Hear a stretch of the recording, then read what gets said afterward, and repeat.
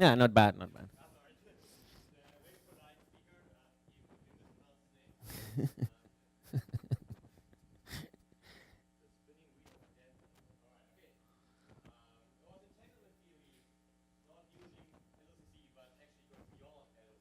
Exactly. Thank you very much. Well, first of all, I'd like to thank the organizers for giving me the chance to present my work here. Well, this is based on two works that appear. Well, this is joint work with Eric Chittenbach, Mark Girard, and Gilad Gore. This appeared at the end of last year and on the archive. And then it is also based on another paper that is joint work with Carlos Palazuelos and a student, Patricia Contreras. And actually, the paper appeared today on the archive, so it's perfect timing for this talk. Okay, so, well, I guess I can assume here that entanglement is something interesting, and that's why the community has been developing a theory of entanglement for the last 20 years or so. And the way we do this is using this formalism of quantum resource theories that actually has been used in the previous talk. So I think this was originally developed to address entanglement, but as we have seen, this applies to other quantum features, coherence, thermodynamics, non-contextuality, as we have seen. Okay, so this has been already presented, and maybe let me briefly give also an introduction on how this formalism, how this framework works. So as we've seen, I mean, the central the key thing here is this notion of free operations, okay?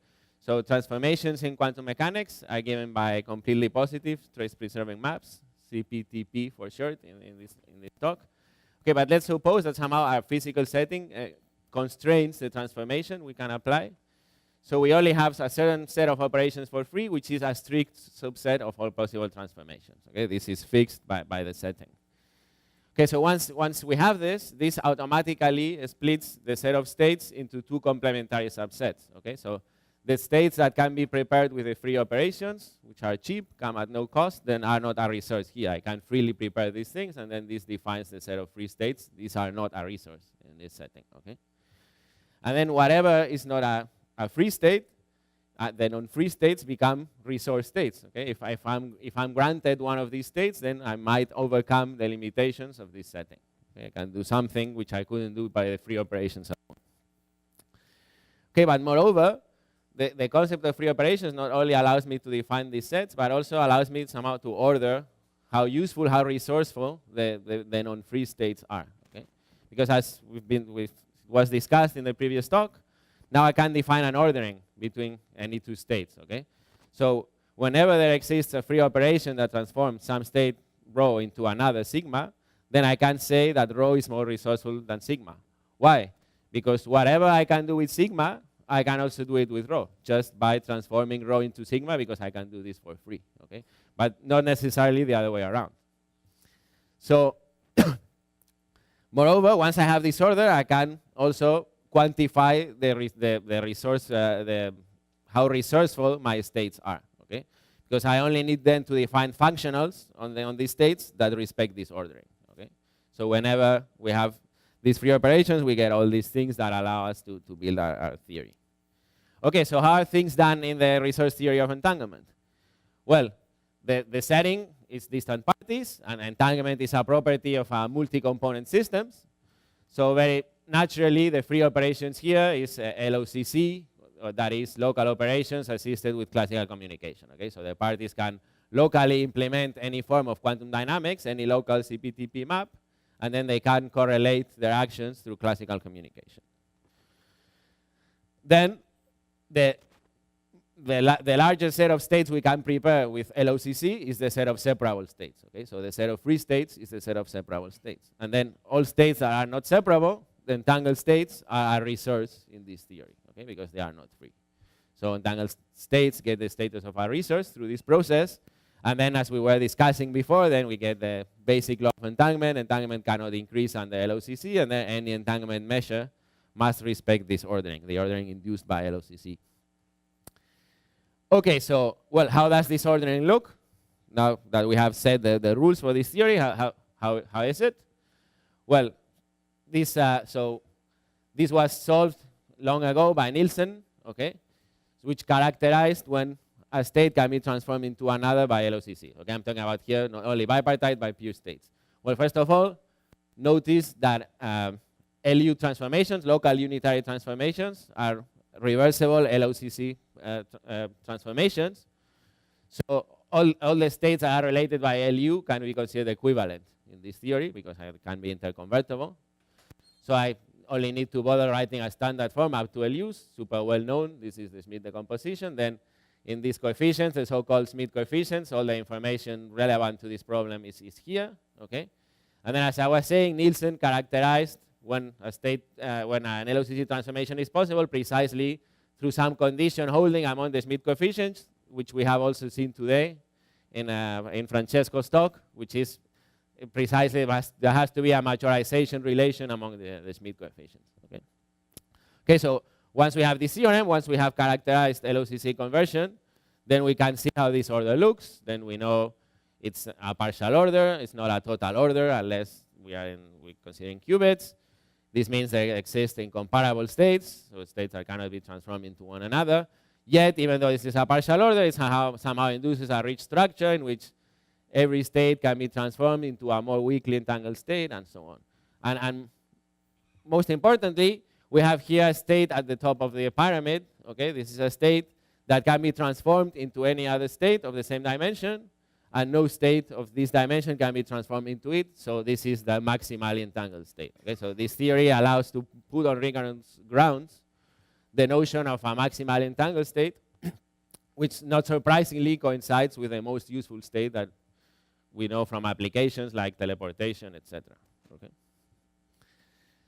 Okay, so now I'd like to make an observation which is, well, simple and well known, but it's somehow crucial for the work we do here. Okay. So again, so we can think of LOCC as a subset of the class of CPT maps, as we were saying before. But it happens that LOCC is not the largest class of these maps that preserves the set of separable states. Okay? As I was saying, this is well known. Okay, so for instance, it's been used a lot in the literature. You have this class of separable, or SEP for short, SEP maps, which also have this property and somehow are mathematically much easier to describe and simple to use. But again, this is not the largest class of maps that have this property that preserve the set of separable states. These are going to play a key role in my talk, so I'm going to give them a name. Okay, I'm going to call them non-entangling maps, NE for short. And I write here again the definition, which is precisely what I was saying. A map is non-entangling if it maps every separable state into a separable state. Okay? Why am I saying this? Because if we think from this abstract point of view of resource theories, then if we take as free operations the set of non-entangling maps, we still obtain a consistent resource theory of entanglement. Why? Because the set of free states is still going to be the set of separable states. Okay? And then entangled states are the resource states in this theory. So just from this abstract point of view of resource theories, this still makes a sensible resource theory of entanglement. So LOCC is not, let's say, the only possibility for the set of free operations if we want to consider entanglement as a resource. Okay? So this is precisely the goal of these works, of my talk here, to study these generalized resource theories of entanglement and then on entangling operations or maybe different relaxations of LOCC. Okay? And then you may wonder, why? Why do you want to do this? Well, I have several reasons. Well, first of all, as I was saying, from this abstract point of view of resource theories, this still leads to consistent and sensible entanglement theory. So we might want to investigate whether there are fundamental differences among these possible resource theories. And actually, sometimes we have a cleaner picture in this generalized resource theory. So very briefly, I'd like to mention this sort of famous paper by Brandao and Plenio that shows that while entanglement manipulation in the asymptotic limit is under LOCC is a huge mess, if you consider the paradigm of asymptotic non-entangling operation, then you get a much cleaner theory in which this is reversible. Okay? Another reason to study this is that the class of LOCC somehow is notoriously difficult to characterize mathematically and to work with. So there are still important open problems. So I guess this is a good place to see what happens in generalized resource theories of entanglement, and moreover, by solving the problem in a class beyond LOCC, this might be a first step to actually solve the problem under LOCC. So we have seen this before, that sometimes certain problems have been solved first under SEP. This gives a good insight into the problem, and then somebody comes and solves the problem for LOCC. Okay. Well, if you're still not so convinced about this, please bear with me. Again, I'm going to give you concrete examples of what I mean here later on, and moreover, in my opinion, I think I'm going to provide you other very good reasons to consider this later in the talk. Okay. But for the moment, okay, let's assume that this makes sense. And well, the first question is, okay, so does the picture change? Is if you increase your power to non-entangling operations, does this induce a different order than LOCC or not? Because just because the class of operation is larger doesn't mean that the ordering has to be different. Okay. Well, our first result is that the answer is yes. Okay, the picture changes. So there are transformations that cannot be done by LOCC that can be done in this paradigm. And actually, there are measures which are monotonic under LOCC that are no longer monotonic in this formalism. Okay? So for instance, if you take this family of measures, very well known, let's refer to them as Rényi entropy of entanglement. So this is, as I said, a set of measures that depends on some parameter alpha. Okay? Well, and this includes paradigmatic cases like entanglement entropy, Schmidt rank, and so on. Well, our first result I want to present here is, while these measures are still monotonic in the paradigm of non-entangling operations, as long as alpha is greater or equal to 1/2. This is no longer the case when alpha is smaller than 1/2. Then these measures can be increased by non-entangling operations. Okay. Well, the proof is rather lengthy and technical. I'm not going to enter into that. I'm just going to mention something that is used to prove this, that I was mentioning before, that this happens because transformations that are impossible by LOCC can be done in this formalism. So in particular, one can characterize to which states the maximal entangled state can be transformed in this formalism. So we know that in the LOCC case, this happens if the zero Rényi entropy of entanglement does not increase, if they have the same Schmidt rank. Okay. However, in this case, the condition is weaker. So what you need is that the Rényi entropy when alpha equals to 1/2 does not increase. Okay, so this is why, well, in particular, the Schmidt rank can be increased in this setting, actually arbitrarily, and certain more other transformations can be done. Okay, so but this is maybe a bit technical, just to show that the picture changes, that this is a different paradigm. And let me maybe, yeah.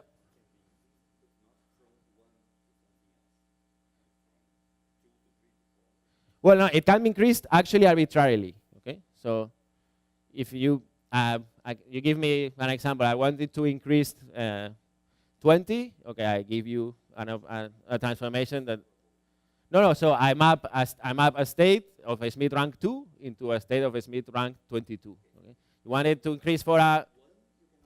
No, from 1, no, because yeah, these are non-entangling operations. Of course, can be increased arbitrarily. Yeah, I get your question. From 2 on. Yeah. Because the rule here is that separable goes to separable. Okay, so let's maybe discuss an application of these things, the distillability problem. Okay, so well, this is a well-known problem. Maybe I briefly mentioned this. So we have n copies of a noisy entangled state, and we want to distill them through LOCC into some perfect copies of the maximally entangled state, because that's the most useful state in applications. Okay. So the question whether a state is distillable or not is somehow, it's a very mild definition of distillability. We want to know whether this process is at all possible. Okay? So we say that a state is distillable if in the limit of asymptotically many copies of this state, we can at least transform our state into as close as we want to at least one copy of the maximally entangled state. Okay? Which is what we give here. Well, it was shown long ago by the Horodeckis that actually not all entangled states are distillable. These are known as bound entangled states. In particular, all states that are positive under partial transposition and still entangled, they are not distillable. Okay, they are bound entangled. So, well, once you know this, there's a very natural question then: which states are distillable and which states are not? We'd like to characterize this But remarkably, I mean, very few progress has been made since. Okay, we still don't know whether all MPT entangled states are distillable or whether there exists some MPT bound entanglement. Okay. Okay, so here we have like a major, long-standing open problem. So this gives an example of what I was saying before. Okay, so we might want to study which states are distillable in generalized resource theories of entanglement, and moreover, having in mind that no-go results here imply no-go results on the LOCC. So if we happen to find MPT bound entanglement beyond LOCC, this implies an affirmative question to this answer here. Okay? This idea is not new. People have considered it in the past. So for instance, we know that distillability under LOCC equals distillability under SEP. So the problem is equally hard there. Now actually in this paper that I was mentioning before, it is shown that all entangled states are distillable under non-entangling operations. Okay? Somehow in this sense, this class of operations is powerful enough so that everything is distillable. Okay? Every entangled state is distillable. Okay, so the idea we had here is can we maybe somehow constrain farther and farther the set of non-entangling operations approaching LOCC to see whether at some point we encounter bound entanglement. Okay? And this is actually very technical, and I'm going to skip a big part of this because I don't have much time. So we actually do this in a mathematically consistent way.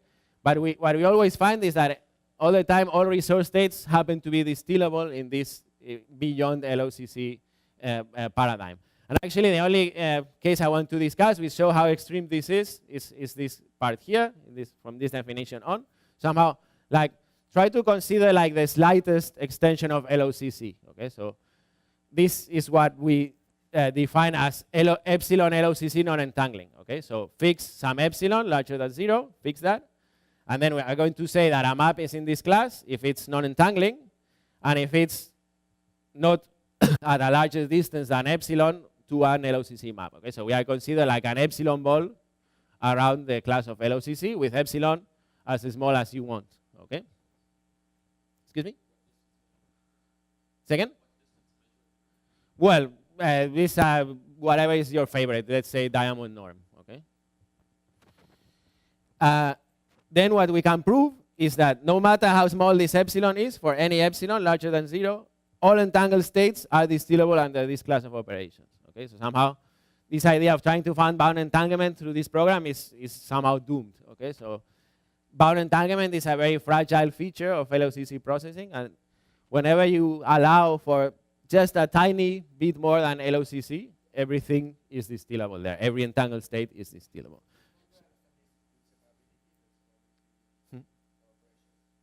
With SEP?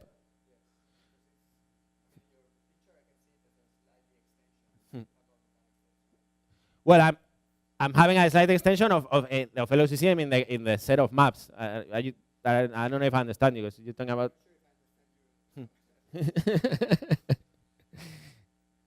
So,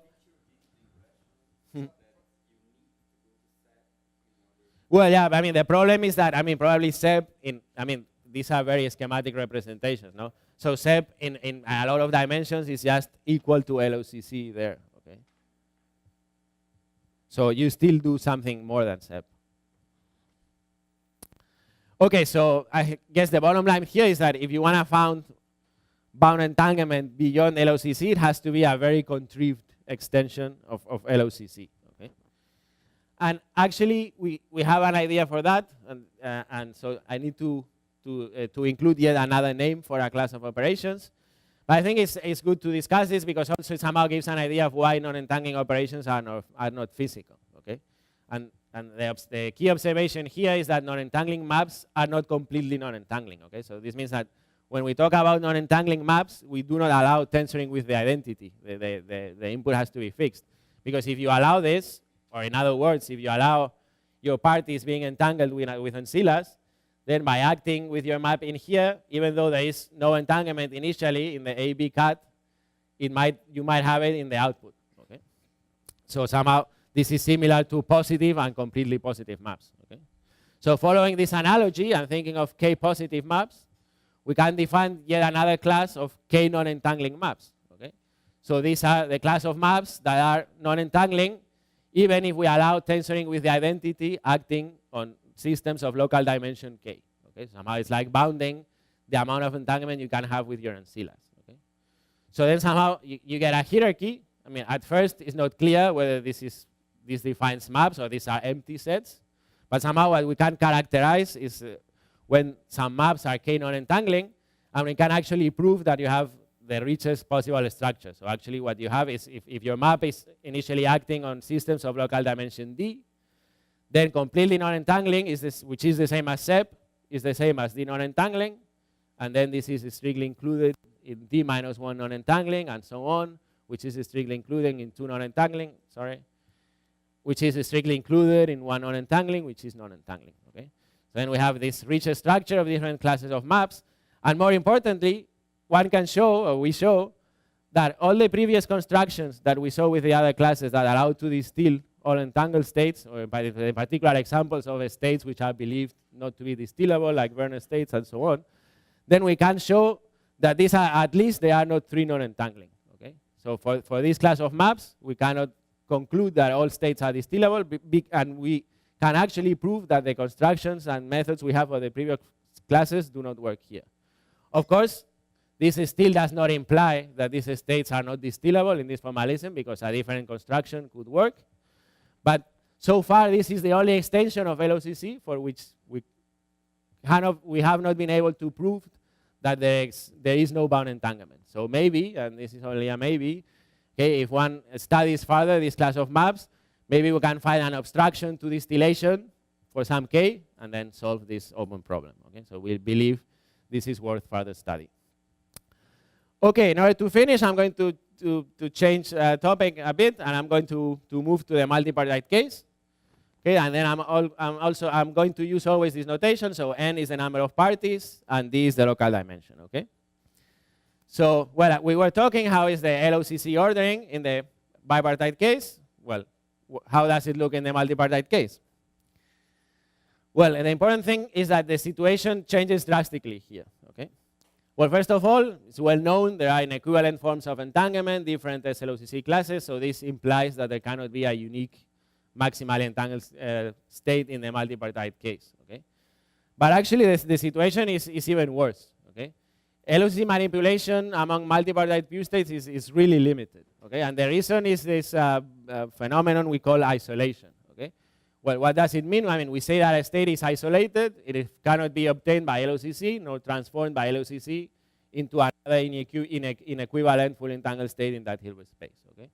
This doesn't happen when n equals 2 that we've seen before. This actually doesn't happen for 3 qubits. But actually, when you consider more complicated systems, there is a series of works that have shown that this becomes generic. Okay? And actually, this concludes with this paper, this very recent paper, which somehow shows the result in the greatest generality, which is that as long as you have more than 3 parties, then almost all states are isolated. Okay?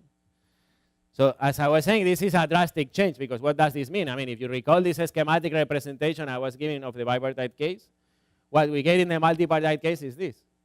Because since almost never LOCC transformations are possible, this means that almost all states are incomparable under LOCC. The ordering is completely trivial. Okay? And then this means, well, you have a total arbitrariness to define measures that respect this order because it's trivial, and then they are rather meaningless. Okay? So in this sense, I guess we can say that the resource theory of multipartite entanglement with LOCC is generically trivial. Okay? So if before I was advocating for considering generalized resource theories of entanglement, well, I think this is the perfect example to do so. Okay? Because maybe if we go to this, if we relax the class of operations of LOCC, then we can get a richer structure and a resource theory from this abstract point of view that is more meaningful and has more structure. And since we want to know whether this is at all possible, then the first thing to do is to consider the largest class of operations you can consider here, which is non-entangling operations. Okay? Okay, so, well, notice that in the case of multipartite entanglement, there are usually 2 notions of entanglement. We sometimes speak of entangled states as opposed to being fully separable. This means they factorize for every party. Or we speak about genuinely multipartite entangled states, GME for short, which means they are not biseparable, so they don't split into any subset of parties. Okay. Then, of course, we can extend this definition for mixed states through the convex hull, and somehow we get a picture like this. We have fully separable states, biseparable states. So we can consider two different theories. If for whatever reason you say that entangled states is your resource, then the free operations we are going to consider here is those that preserve the free states, which are the fully separable states. So we will consider fully separability preserving operations, FSP for short. If for whatever reason you tell me that your resource is genuine multipolar entanglement, then the resource theory we're going to consider will have as free operations those that preserve the set of biseparable states, okay, so BSP operations for short. Okay, so our first results here is that actually these theories, both these theories, are non-trivial, okay? So first of all, there is no inequivalent forms of entanglement. They are the SLOCC classes collapse. Okay, given any two resource states in these theories, whether it's entangled or GME, then they can always be interconnected into each other with non-zero probability by the corresponding class of operations. Okay, and more importantly, this is what provides a non-triviality. There is no isolation. Okay, so again, in any of these two theories, given any resource states, then it can always be transformed by the deterministic corresponding operations into another inequivalent resource states. Okay, so at least we know that it makes sense to make this jump. Contrary to the LOCC case, we get a non-trivial theory. Okay.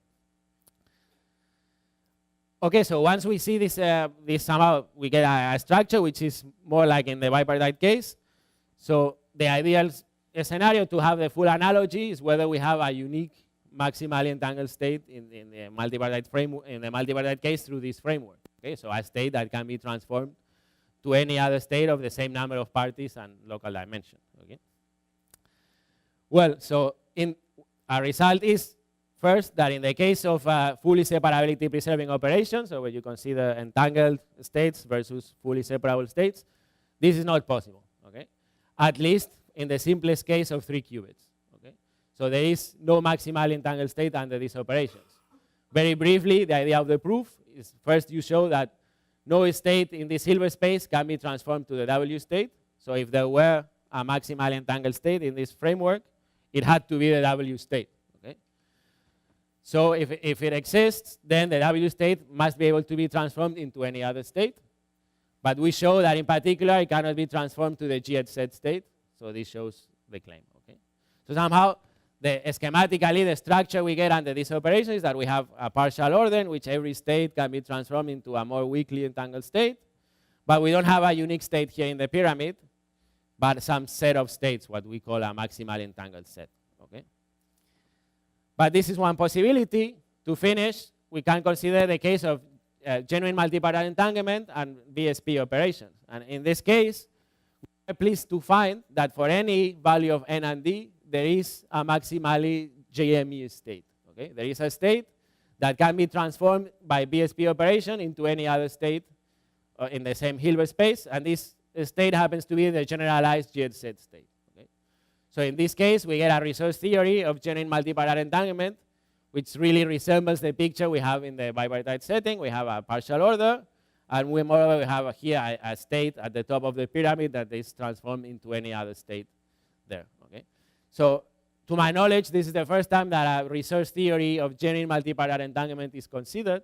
So very briefly, I'd like to mention a feature that happens here is that in this theory, the equivalent classes are larger than local unitary equivalents. Okay? So you can have states which are interconvertible by this class of operations, even though they are not local unitary equivalent. Okay?